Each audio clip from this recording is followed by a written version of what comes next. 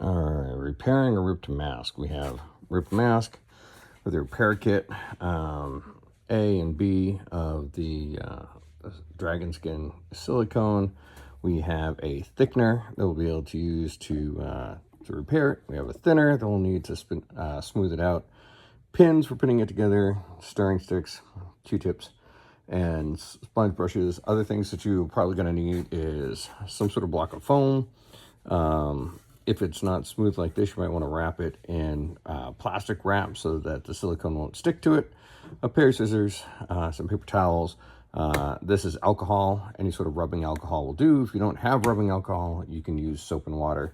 But the first thing that we want to do is start cleaning the ripped area of the mask with the alcohol. So I'm going to start on that and we'll get back. All right, I'll spritz all around it, and then I'll wipe it gently down with the paper towel. I'm going to want to get both sides and inside of the rip too. Once again, like if you don't have alcohol, you can do this with soap and water.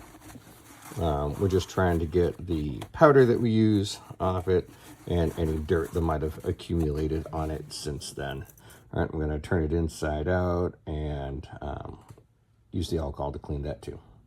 All right, well, now that we have it suitably cleaned, what we're going to do is we're going to pin it to our piece of foam. Like I said, this is just a scrap piece of foam. And so I'm just going to stuff that in there. And then I am going to pin along one side so that we can get an alignment of the edges. All right, so it's all pinned down along here so that we have one edge that we can align to.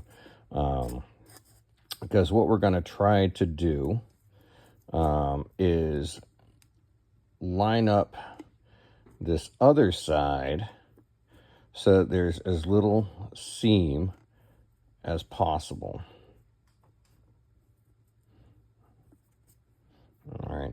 And so on the pins on this side are fairly close. The pins on this side, I'm going to do a little bit further away because we're going to want to lift up that flap to get our two-part silicone underneath there.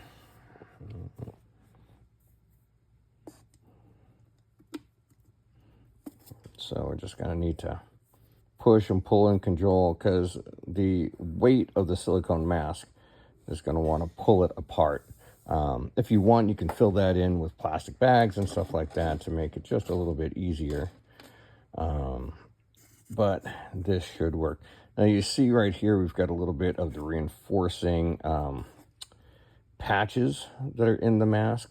So we're going to want to tuck that underneath. All right, and again, we're still trying to line everything up just perfectly. All right, so as you can see here, I've got this fairly well lined up.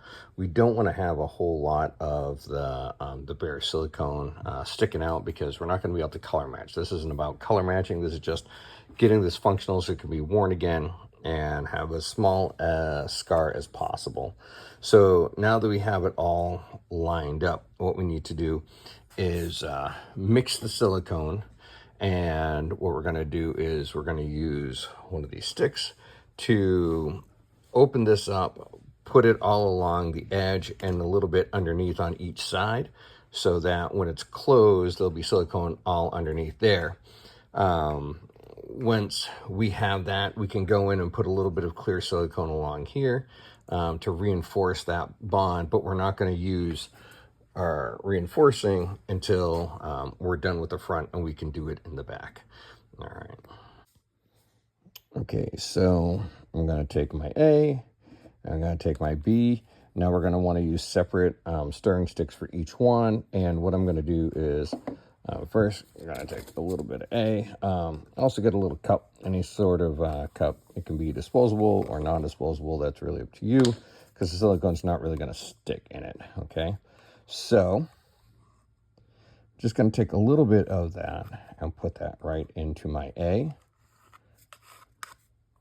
or the A right into the cup. All right, we want to make sure that we don't use all of it because we're going to need some for the backside too.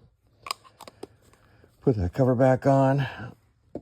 Put the stirring stick down with that because we don't want to mix the two, because if you contaminate the A into the B, then it will set the whole thing up. So now we have B.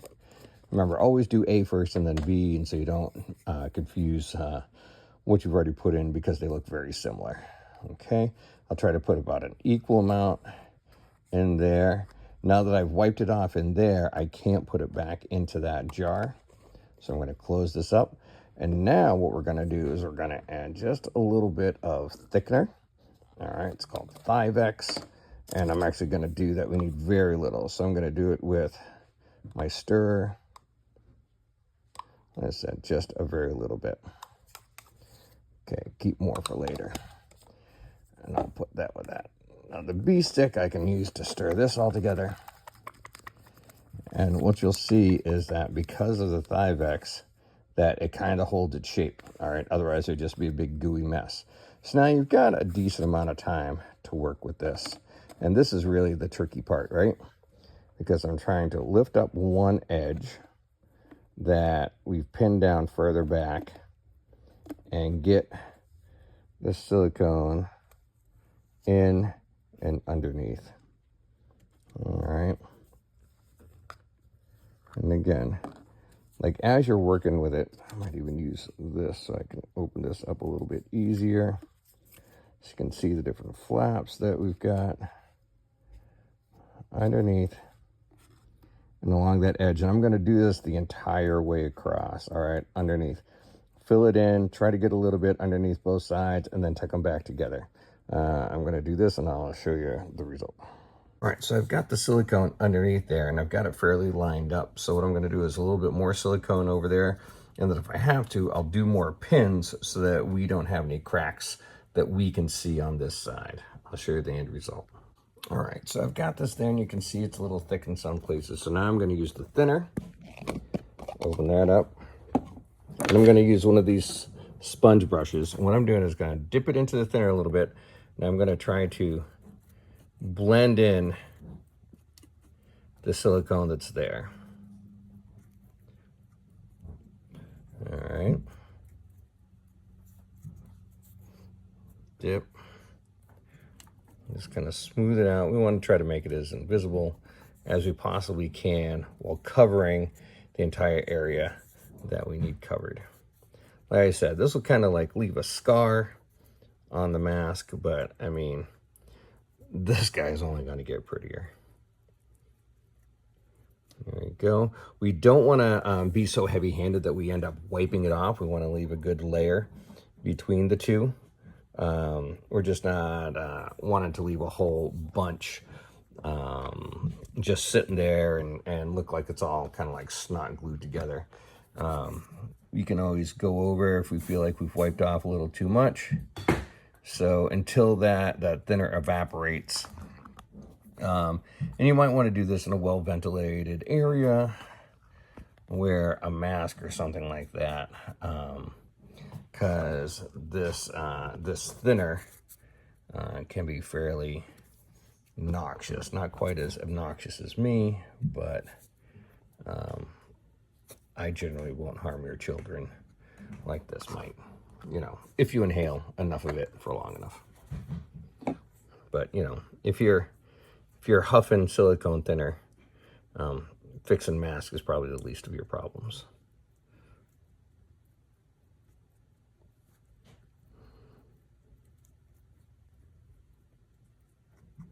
Let's see, just a very light coat. Thin it out as much as we can. You know, like I said, it's going to leave a little bit of a scar, but I'd rather have it a sturdy fix than a super pretty one. We can go into another thing about like coloring and how to do that and what you need and stuff. So, all right. So now we're going to let that dry until it's solid to the touch. It's not tacky anymore.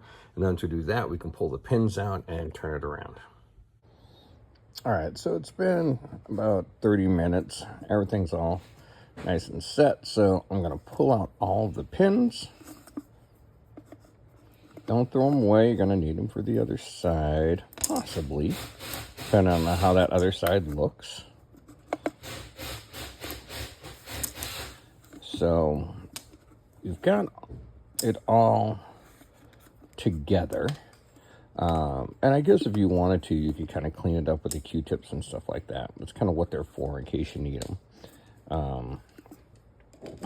But we want to take that out, and then we're going to peel it ever so carefully in the back to get it off the foam. All right. Now, see, we still have, I mean, we've got some of the silicone came through, which is kind of what we wanted, but now we got to seal that all up so it won't come apart. And so you got to be pretty careful about turning this mask inside out. You don't want it, what you just fixed, to rip. So what I'll tend to do is I'll kind of hold that rip area as best I can while the rest of it's being folded inside out. Because I don't want that rip area to stretch out, or, you know, take your time. Some masks are going to be easier to fold inside out than others. Okay, so there we go. So we have all that repair spot here on the other side. So now, see, we've got some areas over here that we still want to fill in. And so I'm going to put our foam in there again. Not that we really need to pin it, but just kind of like to raise it up to stabilize it just a little bit. All right, and then I'm going to remember that we've got that hole. So this is where we can repair anything we want on the other side. You can even trim some of this off if you really want, or at least get some of the foam pieces out. I'm actually going to trim it up a little bit so that we've got a cleaner edge on this side. You only have to do it if it requires it. So I'm going to do that, and then we'll go from there. All right, so in cleaning it up, we're just going to use like a sharp pair of scissors that you probably have laying around. And I'm just going to trim off any excess that's not already attached to it. I want to be very careful not to cut the mask. But I also want to get rid of any, like I said, any of the foam that might be embedded in the dragon skin that we laid on it. I want to give ourselves a good platform to trim. All right, so you can see I've turned it all up, and I put 2 pins in it. The pins are just to remind me that I got to fill this gap, and I have a very little gap down here that I got to fill up. So now what I'm going to do is I'm going to take my power mesh, which is the reinforcing strip from right over there, and I'm going to measure out how much I need. Hopefully you have enough, and go from all the way for one point all the way to the other point, and make sure it extends a little bit beyond each side. If it's all crooked and stuff like that, you can do it in patches. However, but if you're doing multiple pieces, you want to make sure that they overlap a little bit so that we get a good bond, okay? Here, it's a pretty straight rip, so we're going to be pretty lucky in that way that we can just lay a straight piece, and that's going to cover everything. So now we still have that same cup that we had before, and when it's all set, we can just pull it right out, and that cup is clean and reusable. That's why if you have used like a reusable cup, you're fine.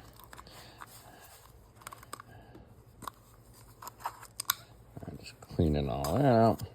Okay, so now again, we are going to go to our silicone. Now we still have the stir from A. So I'm going into the A.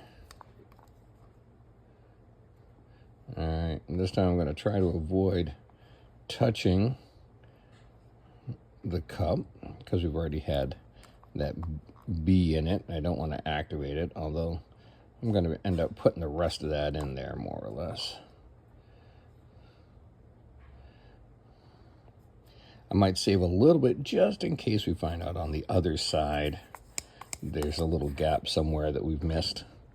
but I'm going to use most of it in this. All right, B, taking another one of those stirrers.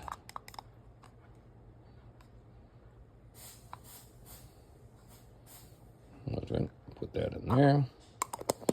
And again, we're going to use the Thivex with the thickener.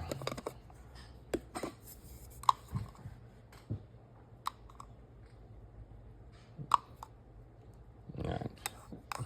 Whenever I'm dipping the stir into the thickener, it just drops coming off. That's why it might look like I'm using a lot, but really it's just about 4 or 5 drops that I'm really using. And again, it thickens that up. So now what I'm going to do is I'm going to try to lay a layer from start to finish on this. Now, I'm not going to use all the silicone, but I'm going to use most of the silicone doing this. And put down a fairly good layer so that our power mesh has something to stick to. All right, now remember, we don't have a ton of time working with the dragon skin. Well, we've got a decent enough time that we don't really have to rush that much. Just don't, go take a cup of coffee, while you're doing this. All right, so I lay over the power mesh. I'm going to tap it in there so it can really start to embed itself, because this is the thing that's going to keep it all together, really. Keep it nice and secure. So I'm using my fingers to kind of push it in. And now I'm going to use the rest of our silicone, scrape it up, and I'm going to smear that over the top. All right, we're really trying to encapsulate that silicone patch into the silicone the best we can. All right. Now, you could use other materials if you're a little bit familiar with stuff. Epoxy is a great material, especially if you have any sort of air dry silicone on the other side, or tin-based silicones, because this will not dry against every single type of silicone. I guess I should have stated that to begin with. But this silicone is pretty soft. We use it in the patching process of the mask. So the nice thing about it is that it will keep, it's a little bit firmer than most of the other silicone in your mask, but it's going to keep it nice and flexible. Epoxy is great, super strong, but it is much, much tougher.